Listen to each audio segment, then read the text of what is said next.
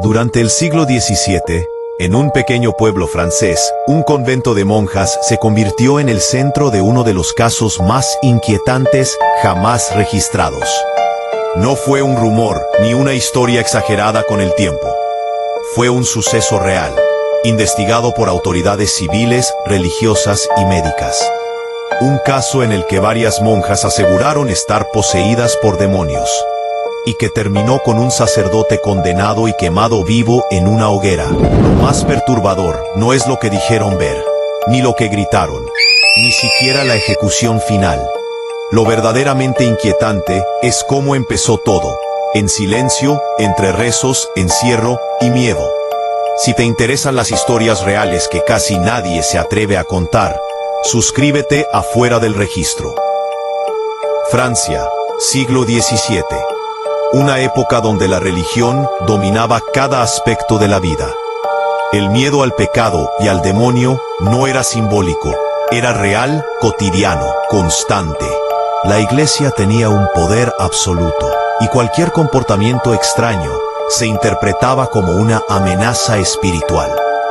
En este contexto, se encontraba el convento de las Ursulinas de Laudun, un edificio cerrado, apartado del mundo exterior, rodeado de muros altos. Desde fuera parecía un lugar de paz. Desde dentro era otra cosa. La clausura no era solo una norma, era una forma de vida total. Las monjas no podían salir libremente. No podían recibir visitas sin supervisión, y apenas tenían contacto con sus familias. El mundo exterior era considerado peligroso, impuro, una fuente constante de tentaciones.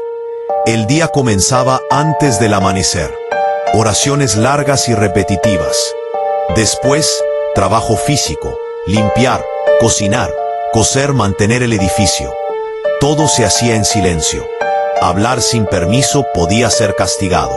Mostrar emociones intensas también. No existía la intimidad. No había decisiones personales. No se elegía cuándo dormir, cuándo descansar o cuándo estar a solas. Cada minuto estaba controlado, cada gesto observado. Muchas monjas habían ingresado siendo muy jóvenes.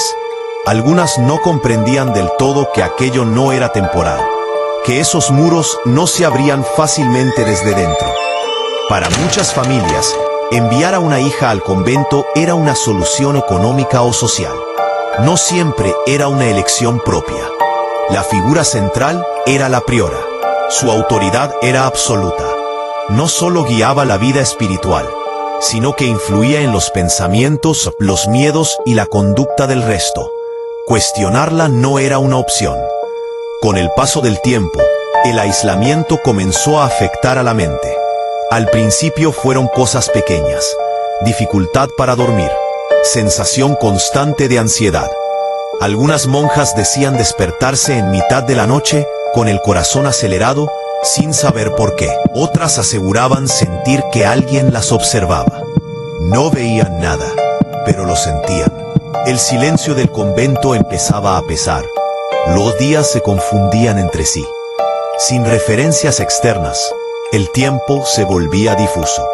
Después comenzaron los episodios más evidentes: gritos nocturnos, llantos sin explicación, convulsiones durante los rezos, palabras incoherentes, pensamientos blasfemos que según ellas no podían controlar.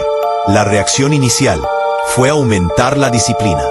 Más rezos, más confesiones, más ayuno, pero nada funcionó. Los episodios no desaparecieron, se multiplicaron. El miedo empezó a extenderse entre las monjas. Cada nuevo episodio reforzaba la idea de que algo estaba mal. Las confesiones dejaron de centrarse en acciones y pasaron a centrarse en pensamientos. Soñar con el exterior era pecado. Recordar a la familia también. Algunas monjas comenzaron a vigilarse entre ellas. Otras empezaron a imitar, sin darse cuenta, los comportamientos que veían. El ambiente se volvió tenso, opresivo, y entonces surgió una explicación que nadie se atrevió a rechazar.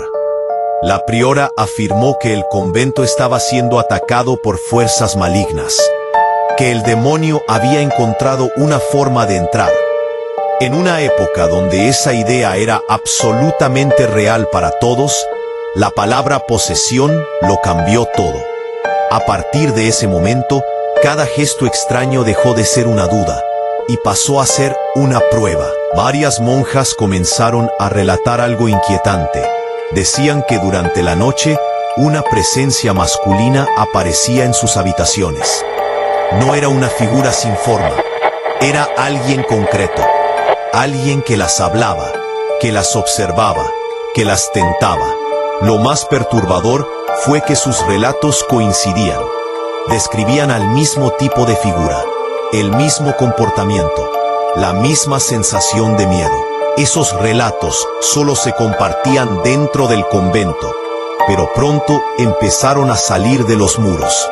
Y cuando ese nombre comenzó a circular fuera, el caso dejó de ser un problema interno.